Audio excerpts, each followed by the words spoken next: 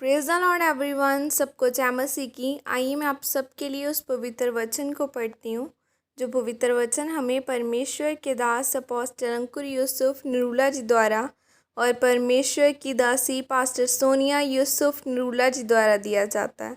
आइए मैं आपके लिए उस पवित्र वचन को पढ़ती हूँ। घबराहट और आत्मिक आराम। जैसे कि पवित्र बाइबल उत्पत्ति 12 की 1 आयत में लिखा है, यहोवा ने अब्राहम से कहा, अपने देश और अपने कुटुंबियों और अपने पिता के घर को छोड़कर उस देश में चला जा, मैं तुझे दिखाऊंगा। आमीन। मेरे प्रियो, आज बहुत सारे लोग परमेश्वर की योजना को पूरा नहीं कर पाते क्योंकि वह घबराहट में होते हैं, और जब वह घबराहट में होते हैं तो वह परमेश्वर की आवाज़ को नहीं सुन पाते। वही दूसरी तरफ जो आत्मिक आराम में होते हैं वह परमेश्वर की आवाज़ को सुनते हैं।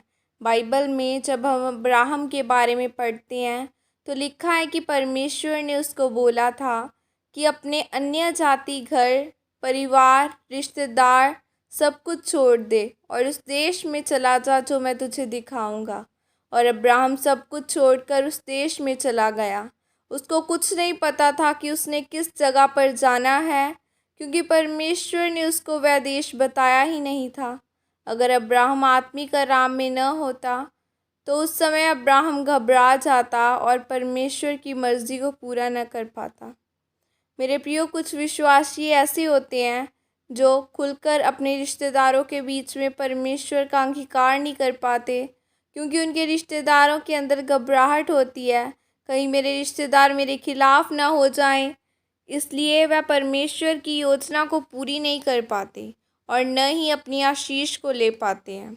मेरे प्रियो, जब आपके अंदर घबराहट होती है तो इससे यह साबित होता है कि आपको परमेश्वर की योजना पर विश्वास नहीं है।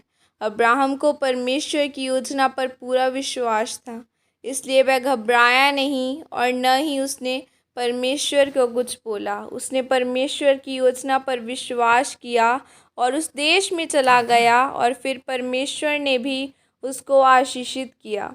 परमेश्वर ने अपने वायदे को उसके जीवन में इसलिए पूरा किया क्योंकि उसने घबराहट में भी अपने परिवार क्योंकि उसने घबराहट में भी और अपने क्योंकि उसने घबराहट में भी अपने आत्मिक आराम को नहीं छोड़ा, बल्कि परमेश्वर में बना रहा। वैसे ही जब आप भी परमेश्वर की योजना के ऊपर भरोसा रखते हैं और आपके अंदर घबराहट को नहीं आने देते, तो आत्मिक आराम में बने रहते हैं, तो फिर परमेश्वर की योजना आपके जीवन में पूरी होती है, फिर आप परमेश्वर की योजना को पूरा करते हैं। और क्योंकि आपकी घबराहट परमेश्वर की योजना को पूरा नहीं होने देती। आप प्रार्थना करने के द्वारा, वचन पढ़ने के द्वारा ही आत्मिक आराम में रह सकते हैं। और जब आत्मिक आराम आपके जीवन में होता है तो फिर आप परमेश्वर की आवाज़ को सुनते हैं। इसलिए मेरे प्रियो, अगर आप चाहते हैं कि परमेश्वर की योजना आपके जीवन में पूरी हो, तो आत्मिक आराम में रहें और अपने जीवन में घबराहट को न आने दें और न ही परमेश्वर की योजना पर और परमेश्वर की योजना पर विश्वास रखें। फिर आप अब्राहम के जैसे आशीषित होंगे। इस वचन के द्वारा परमेश्वर आपको आशीषित करें। आमीन। यह अंगीकार आपकी तरफ से किया जाए। सर्वशक्तिमान परमेश्वर, इस वचन के लिए पिता मैं आपका धन्यवाद करती हूँ, और पिता मैं अंगीकार करती हूँ कि मैं हमेशा आत्मिक आराम में रहूँगी और अपने जीवन में किसी भी हालात में घबराऊँगी नहीं।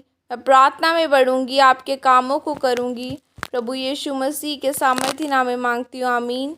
सबको जय मसीह की। God bless you all.